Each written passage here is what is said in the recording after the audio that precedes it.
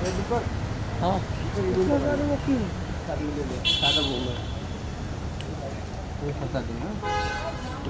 Side में करना, एकदम पूरा भी इधर मत करना भाई आज बहुत चिल्लाएंगे लगता है भाई बहुत बड़ा है ये होगा है ना देखो इतने लोग औरत लोग के साथ में मतलब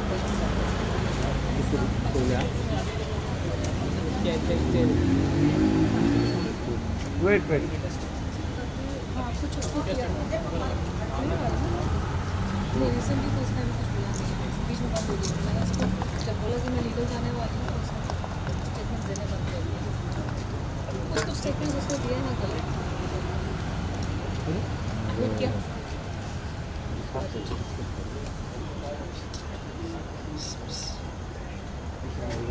चलो चलो बाइट बाइट। आ जाओ मैम यहाँ पे। और ये मैम साइड में आ जाओ। चलो तनुश्री मैम का डाल देते हैं हाँ तो हम क्या कहना चाहेंगे, किस क्या क्या धाराएं लगी हैं राखी सावंत के ऊपर? बहुत सारी धाराएं लगी हैं बेस्ड ऑन मल्टीपल वीडियोस। तो सारे एफआईआर की प्रक्रिया शुरू हो गई है और अलग अलग वीडियोस में अलग अलग जो उसने स्टेटमेंट्स किए हैं, फॉल्स एलिगेशंस लगाए हैं, outraging women's modesty, humiliating statements जो उसने किए हैं, तो सारी चीज़ों पे अलग अलग धाराएं हैं। वो सारा अभी प्रोसेस स्टेटमेंट स्टार्ट हो गया है। साथ ही मुंबई पुलिस क्या एक्शन लेने वाली है राखी सावंत के खिलाफ? They will take action, I am very confident, क्योंकि मैंने एक बैकग्राउंड भी दिया है कि ये मुद्दा कब से शुरू हुआ था। 2008 से शुरू हुआ था, जब राखी को मुझसे दिक्कत होनी शुरू हो गई थी, जब हॉर्न ओके प्लीज़ में राखी को रिप्लेस करके मुझे लिया गया था और फिर मेरे साथ कंट्रोवर्सी करके प्रोड्यूसर्स ने वापस राखी को लिया। तो उसमें प्रोड्यूसर्स की एक चाल थी कि मेरे नाम पे पब्लिसिटी करके, शायद उनकी पहले से प्लानिंग थी कि राखी को ही लेंगे, लेकिन उन्होंने पहले राखी को रिप्लेस किया मेरे से और उसके बाद मेरे साथ कंट्रोवर्सी करके वापस राखी को गाने में लिया और मेरे सारे चेक्स उन्होंने बाउंस कर दिए। मेरे शूटिंग से पहले ही मेरा एक चेक बाउंस हो गया था। मतलब उनकी सोची समझी साजिश थी, ये कंट्रोवर्सी करेंगे, हंगामा करेंगे ताकि ये सब हो जाए, पब्लिसिटी मिले। मैं ये कहना चाहूँगी कि इस तरह के गलत काम करने ही नहीं चाहिए प्रोड्यूसर्स को, क्योंकि अगर मैं गाना कर लेती, वो गाना रिलीज़ हो गया होता, मैं उस वक्त मेरा एक नाम था, मैंने अच्छी अच्छी फिल्में की थी, मेरी आशिक बनाया बहुत बड़ी हिट हुई थी और दूसरे भी गाने फिल्में हिट हुई थी। अगर वो गाना रिलीज़ हो गया होता तो मुझे भी आगे काम मिलता और प्रोड्यूसर्स को भी फ़ायदा होता। वो पिक्चर रिलीज़ हो जाती, वो पिक्चर आज तक रिलीज़ नहीं हुई है। उस पिक्चर की वजह से मुझे इतना इमोशनल ट्रॉमा, इतना कुछ मुझे झेलना पड़ा। उन्होंने अगर वो कंट्रोवर्सी नहीं करी होती, शॉर्टकट का काम नहीं किया होता कि कंट्रोवर्सी करके तनुश्री दत्ता के ऊपर हम ज़ोर ज़बरदस्ती करके, प्रॉब्लम्स क्रिएट करके किसी भी लड़की को अगर आप इस तरह से ट्रीट करोगे तो कोई भी एक ईमानदार जो इंसान होता है, सेल्फ रिस्पेक्टिंग इंसान होता है, रिटेलिएट करेगा ही। आप किसी को परेशान कर रहे हो, वो चुपचाप कैसे कोई कुछ चीज़ें ना सहनशीलता के बाहर होती है और कुछ आदमी ऐसे होते हैं जिनकी हरकतें आप नहीं झेल सकते। और नाना पाटेकर की रेपुटेशन हमेशा से ऐसी रही है। उसकी एक सिर्फ मैं नहीं, बहुत सारी हीरोइंस के साथ उसके प्रॉब्लम्स हुए हैं। बहुत सारे एक्ट्रेसेस ने इंटरव्यूज़ में कुछ ना कुछ उसके बारे में बोला है और उसने अपनी छवि बनाई है कि मैं बहुत अच्छा इंसान हूँ क्योंकि मैं समाज सेवा करता हूँ। कोई प्रूफ नहीं है समाज सेवा का, सिर्फ प्रेस कॉन्फ्रेंसेस है कि समाज सेवा करते हैं। आप प्रूफ दिखा के आप बोलिए कि आपने सच में क्या समाज सेवा की है। और दूसरी चीज़, अच्छा आदमी वो होता है जो अपने परिवार के साथ रहे। हीरोइनों के साथ लिंकअप करके, हीरोइनों के साथ अफेयर करने अच्छा आदमी के लक्षण नहीं होते हैं। ये बात दुनिया को पता है, ये बात पूरी मीडिया में फैली हुई है कि नाना पाटेकर के अपने खुद के फैमिली के साथ संबंध ठीक नहीं है। वो अपनी खुद की बीवी और बेटे के साथ नहीं रहते। उसने अपने बेटे को भी इंडस्ट्री में कोई सपोर्ट नहीं दिया है। अच्छा आदमी के लक्षण वो होते हैं जो अपनी बीवी के साथ, एक ही बीवी के साथ जिससे उसने शादी की है, वो शादी निभाए। बीवी बेवा की जैसे रह रही है और हीरोइनों के साथ अफेयर्स की खबरें हर जगह, आर्टिकल आप निकालोगे ऑनलाइन तो ये हीरोइन वो अच्छे आदमी के लक्षण नहीं है। तो जो पब्लिक में उसने अपनी इमेज बनाई है कि मैं अच्छा आदमी हूँ और ये तनुश्री दत्ता मेरे पे एलिगेशंस लगा रही है, वो सरासर झूठ है। अच्छा आदमी अपने परिवार के साथ रहता है, अपने बेटे बेटियों के लिए वो जान तक देने को राज़ी रहता है। इंडस्ट्री के जो हीरो है, प्रोड्यूसर है, वो अपने बेटों के लिए, बेटियों के लिए क्या कुछ नहीं करता है और इसने अपने बेटे के लिए क्या किया है। अच्छा आदमी की डेफिनेशन वो होती है तो इसके आसपास और इसका तो नाना पाटेकर का भाई मन्या सुर्वे था, सबको पता है। मुंबई का बहुत ही खतरनाक गैंगस्टर मन्या सुर्वे, ये बात मुझे रिसेंटली पता चली। 2-2.5 साल से मेरे ऊपर अजीब अजीब चीज़ें हो रही थी। असैसिनेशन अटेम्प्ट हुआ, मेरी गाड़ी के ब्रेक फेल किए गए, एक्सीडेंट हुआ, मेरे खाने में क्या मिला के पता नहीं क्या करने की कोशिश हो रही थी। मुझे समझ ही नहीं आ रहा था मेरे साथ हो क्या रहा है 2018 के बाद, खासकर जब मैंने वो प्रेस कॉन्फ्रेंस में सवाल पूछे नाम फाउंडेशन के ऊपर कि ये फाउंडेशन करती क्या है। इसके नाम पे तो डंका बजता है ना, नाना पाटेकर समाज सेवा करते, कौन सी समाज सेवा की है? गांव को अडॉप्ट किया, उस गांव में जाके देखिए अडॉप्शन में क्या हुआ है। मैं सवाल तो संविधान ने दिया है हर किसी को हक। जिस संस्था को टैक्स फ्री स्टेटस का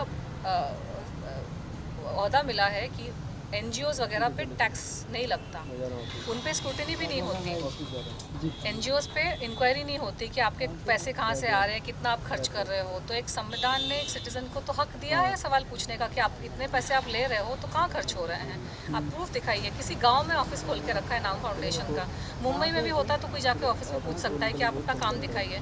मैंने सवाल पूछा, उसके बाद मेरे ऊपर ये सारी घटनाएँ घटनी शुरू हो गई। तो अच्छा आदमी वो नहीं होता जो डंके की चोट पर सीना ठोक के बोले कि अरे मन्या सुर्वे तो मेरा भाई था। नाना पाटेकर की यूट्यूब में वीडियोस है जिसने उसने एक गैंगस्टर के साथ अपने खुद के रिलेशंस एक्सेप्ट किए हैं। तो ये अच्छे आदमी होने के लक्षण है? अच्छे आदमी होने के लक्षण क्या ये है कि आप अपनी बीवी को छोड़कर हीरोइनों के साथ आपके अफेयर और लिंकअप की खबरें आती हैं? अच्छा आदमी होने के क्या ये लक्षण है कि आप अपने बेटे को आप इंडस्ट्री में खड़ा नहीं कर पाए हैं? आपके पास इतना पैसा है, इतना पॉलिटिशियंस के साथ उठना बैठना है आपका, आप खुद ही बोल रहे हैं कि आपका इतना बड़ा नाम है, हालांकि पिक्चर पिट जाती है आपकी सारी। हॉर्नो की प्लीज़ पिक्चर डब्बे में बंद थी 2.5 साल तक, उसी की वजह से मुझे हायर किया गया था। रिसेंटली वैक्सीन वार आई, ऐसी बुरी तरह से रिसेंटली पिटी है। पहली बात तो उसका बजट 10 करोड़ भी था कि नहीं मुझे नहीं पता, लेकिन अगर 10 करोड़ भी था, 10 करोड़ की पिक्चर 10 करोड़ रिकवर नहीं कर पाई तो काहे के बड़े स्टार, काहे के बड़े आदमी। आप इतना हवा आप दिखा रहे हो ये दिखाने के लिए कि तनुश्री दत्ता बहुत छोटी है। मैं ठीक है, मैं छोटी हूँ लेकिन मैं ईमानदार हूँ। मैं अपने आप को बहुत बड़ा संत महात्मा दिखाने की कोशिश नहीं कर रही हूँ। मैंने अपने आप को, अपने परिवार को खड़ा किया है। मैं अपने परिवार के लिए कमिटेड रही, उनको खड़ा करके ही मैं अपना संन्यास जो भी मैं कर रही हूँ। आपने क्या किया अपने परिवार के लिए? अच्छा इंसान होने के लक्षण वही है कि अरे बाहर की आप चैरिटी क्या कर रहे हो, इस गांव को अडॉप्ट किया। अरे आपके घर में चैरिटी बिगिंस एट होम। अपने घर के लोगों के लिए आपने क्या किया है और गांव में किया भी है कि नहीं किसी को नहीं पता। ये किया वो किया, किसने? ढूंढो जाके सच में किया है कि नहीं। और सवाल पूछने पर मेरे पर ये सारे अत्याचार शुरू हो गए, एक्सीडेंट हो गया कि क्या कुछ नहीं हुआ। तो पब्लिक को ये जानने की बहुत ज़्यादा ज़रूरत है कि ये मीडिया के ज़माने में कोई कुछ भी बोल सकता है। अच्छा आदमी लड़कियों पे हमला नहीं करवाता। जैसे कि आपने मन्या सुर्वे का नाम लिया, कोई धमकी वगैरह आ रही है आपको गैंगस्टर से? मुझे ऐसे नाम लेकर तो कोई धमकियाँ नहीं आई, लेकिन पिछले 2.5 साल में मेरे साथ ऐसी अजीब अजीब घटनाएं घटी है कि आप मतलब और 2 घंटे निकल जाएंगे इस सब। तो मैं ब्रीफ में बहुत ही संक्षिप्त में मैं इंडिविजुअल इंटरव्यूज़ में इसका वर्णन कर सकती हूँ। लेकिन उज्जैन में 2 बार मेरे ऑटो जो वेटिंग में था उसके ब्रेक और क्लच फेल किए गए। एक बार मेरा एक्सीडेंट हो गया बहुत बुरी तरीके से, बहुत खून बहा। एक मेड को मेरे घर पे मैंने रखा था जो कुछ उसके अजीब से कॉन्टैक्ट्स थे, बहुत सारे झूठ वूठ बोल के आई थी। उसने मेरे खाने पानी में कुछ मिला रही थी जिसकी वजह से मेरी तबीयत बहुत मतलब मरने जैसी हालत हो गई थी। वो एक घटना घटी। फिर एक बार मुझे किसी जगह पे धोखे से ले जाने की कोशिश की गई और वहाँ ले जाके मेरे साथ पता नहीं क्या करते हैं, लेकिन वो मैं समझ गई कि सेटअप है, सुपारी है, तो मैं वहाँ से हट के निकल गई। ये सारी चीज़ें, अलग अलग फ़ोन कॉल्स आना, धोखे से मुझे इम्पर्सनेशन करके मुझे फंसाने की कोशिश करना, मुझे पागल प्रूफ करने की कोशिश करना, कमेंट्स करके, वीडियोस बना के, आर्टिकल्स छपवा के कि ये, क्योंकि मैं अध्यात्म से जुड़ी हूँ तो मेरी जीवन शैली नॉर्मल इंसान से अलग है। जो अध्यात्म से जुड़ा है उसका मार्ग ही अलग है। मैं मीडिया में इसलिए हूँ क्योंकि मैं यहाँ पे कल्याण करना चाहती हूँ और मीडिया मेरा फील्ड है। तो अलग अलग चीज़ों से मुझे प्रूफ करने की कोशिश कर रहे थे कि ये, ताकि जब मेरा मर्डर हो तो ये सुसाइड प्रूफ कर सके। खाने में चीज़ें मिला दी ताकि जब मर्डर हो तो ये प्रूफ कर सके कि अरे ये तो बीमारी से मर गई या हार्ट अटैक से मर गई। एक हेल्दी इंसान को अगर आप गलत दवाइयाँ मिला के खिला दोगे ना तो इंसान ऐसे ही मर जाएगा। तो ये सारी चीज़ें मेरे साथ हुई, लेकिन भगवान है ना, वो इन शैतानों से कहीं बड़ा है। और जिसने भगवान ने डिसाइड करके रखा है कि ये तो ज़िंदा रहेगी, तो कोई मेरा कुछ बिगाड़ नहीं सकता। तो अब मैं एक्शन, एक तो मुद्दा शुरू हुआ है राखी का, वो उसी मुद्दे से कनेक्टेड है, क्योंकि मीटू मूवमेंट के टाइम पे राखी, FIR दर्ज हो गया है ना राखी सावंत के ऊपर? वही प्रक्रिया चल रही है, वही प्रक्रिया चल रही है। अभी हुई अच्छा नहीं मैम, फाइनली मैम आप मानती हैं कि जो भी जितने भी अटैक्स हुए आप पे, जो भी आरोप लगाया है, जैसे कि आर्टिकल्स की बात करें तो सभी नाना पाटेकर के थ्रू कराए गए, क्योंकि कहीं ना कहीं उन्हीं का नाम आ रहा है आपके? मेरे और तो कोई दुश्मन है नहीं, मैं वैसी तो हूँ नहीं राखी सावंत के जैसे कि हर साल किसी नए इंसान को लेकर उस पर एलिगेशन लगाना शुरू कर दूँ। मुझ में उतना संयम है और क्लैरिटी है। मैंने इतनी सारी पिक्चरें की, कभी आप लोगों ने सुना कि मेरे किसी सेट पे झगड़े हुए हैं? कभी आप लोगों ने सुना कि किसी हीरो के साथ मेरी फ़ाइट हुई या किसी हीरोइन के साथ मेरी फ़ाइट हुई? मैंने 16 फिल्में करी हैं, मेरी फिल्में हिट गई है। मैंने 5 साल मैंने जम के काम किया, मैंने हंड्रेड्स ऑफ स्टेज शोज़ किए, मैंने इवेंट्स किए, ब्रांड्स का काम किया। कभी आपने सुना कि कहीं मेरी झड़प हुई, मेरी कहीं फ़ाइट हुई? मुझे जहाँ पे जिससे साथ तकलीफ़ हुई, मैं तो उसी मुद्दे पे आज भी अड़ी हूँ। मैं हर रोज़ हर साल नए नए लोगों के ऊपर एलिगेशन तो लगाती नहीं हूँ। मैं ईमानदारी से काम करती हूँ, चुपचाप। जिन लोगों ने मेरे साथ काम किया है, अच्छे से काम किया, आप उनको जाकर पूछो मेरी रेपुटेशन कितनी अच्छी है। इस नाना पाटेकर ने, इस राखी सावंत ने मेरी रेपुटेशन की धज्जियाँ उड़ा दी ना, मुझे यहाँ काम चैन से काम करने दिया। अमेरिका में भी जाके मुझे कामकाज को लेकर बहुत तकलीफ़ें हुई, अलग अलग झूठे झूठे एलिगेशंस लगाए, पर्सनल लाइफ पे अटैक किए, झूठे एलिगेशंस लगाए, शादी वादी की चीज़ें मेरी स्पॉइल हो गई। तो ये शैतानी लोग हैं, इनकी शैतानी प्रवृत्ति है, इनको झूठ के बेसिस पर अपना साम्राज्य चलाना है, और उनको ये भी पसंद नहीं है कि कोई उनको आईना दिखाए। ये प्रताड़ित करेंगे सामने वाले को और चाहेंगे कि सामने वाला प्रताड़ित हो जाए और चुपचाप सह ले। अरे भाई क्यों सहे? भगवान ने पैदा किया है, धरती पे लाया है, ईमानदारी से अपनी रोटी कमाती हूँ, किसी के बाप का नहीं खाती मैं। मुझे चैन से जीने दो, मुझे चैन से काम करने दो, बस यही मेरी इच्छा है। न मेरी कोई एम्बिशन थी कि मैं कोई महारानी बन जाऊँ।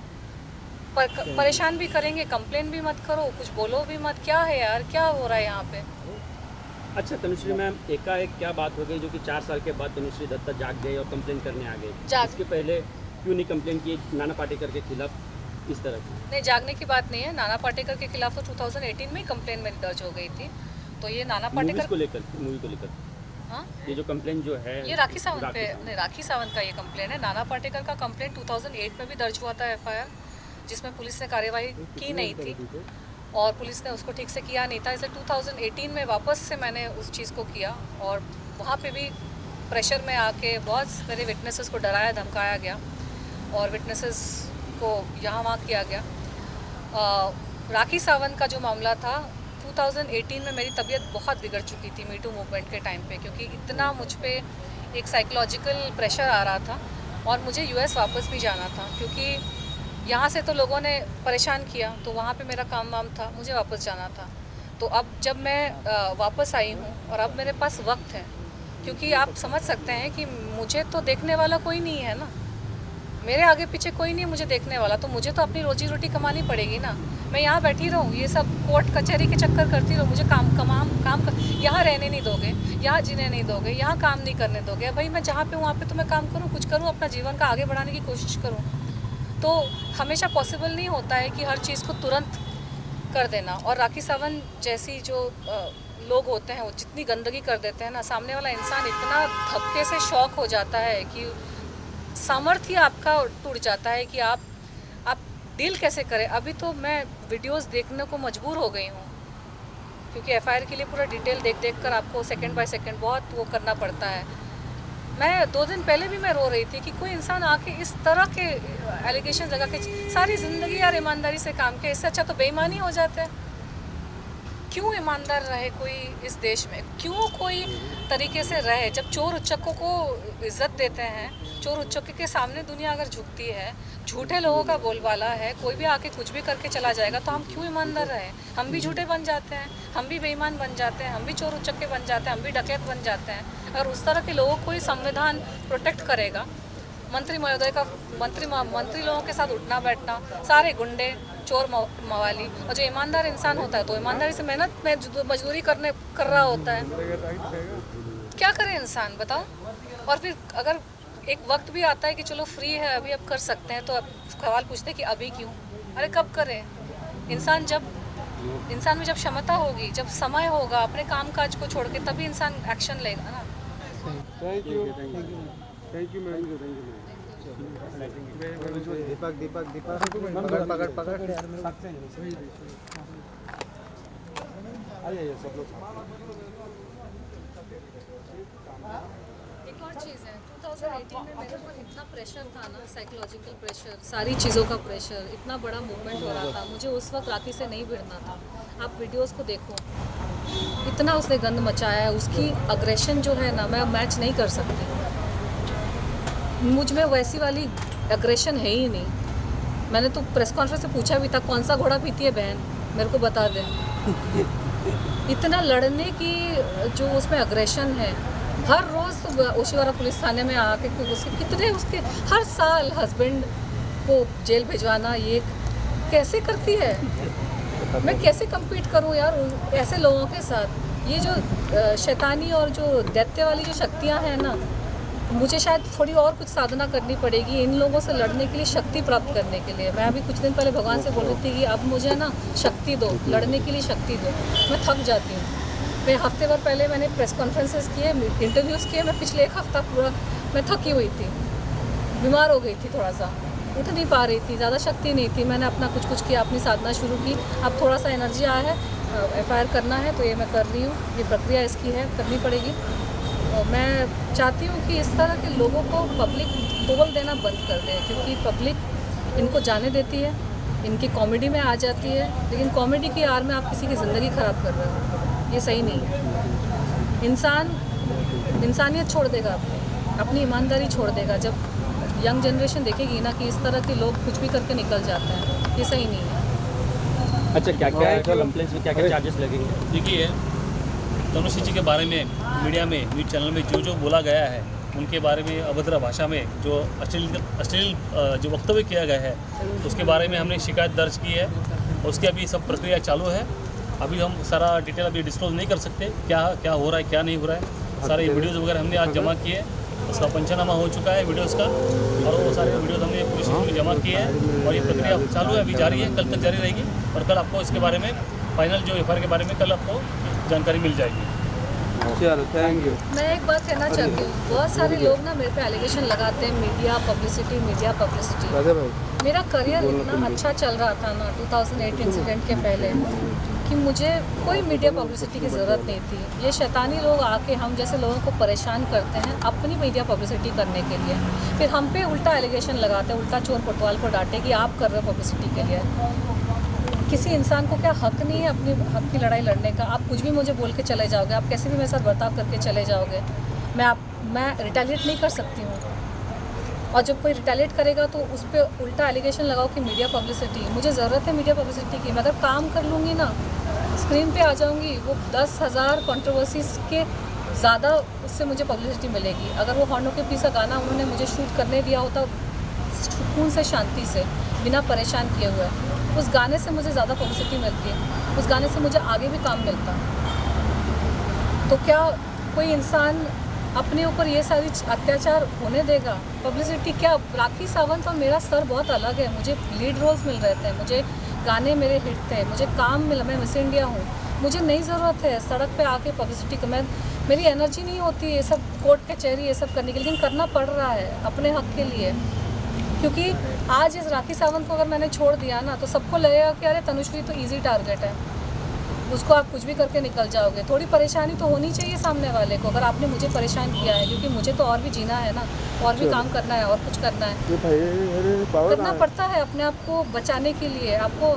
आपको लड़ना पड़ता है। मुझे लड़ना बिल्कुल पसंद नहीं है, मैं बचपन से वैसी हूँ, मुझे लड़ना पसंद नहीं है, मुझे जोर आवाज़ में बात करना पसंद नहीं है, तू मैं पसंद नहीं है। लेकिन इन शैतानों ने, इन महिषासुरों ने मुझे फोर्स कर दिया है कि मैं लड़ूं।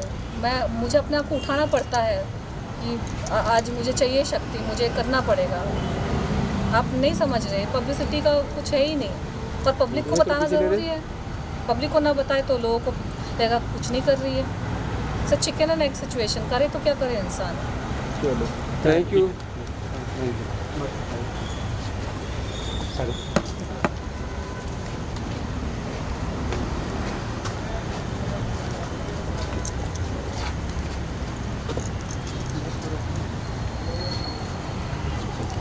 मैम मैम इधर आइए उधर ही कैसे फोटो मैम आइए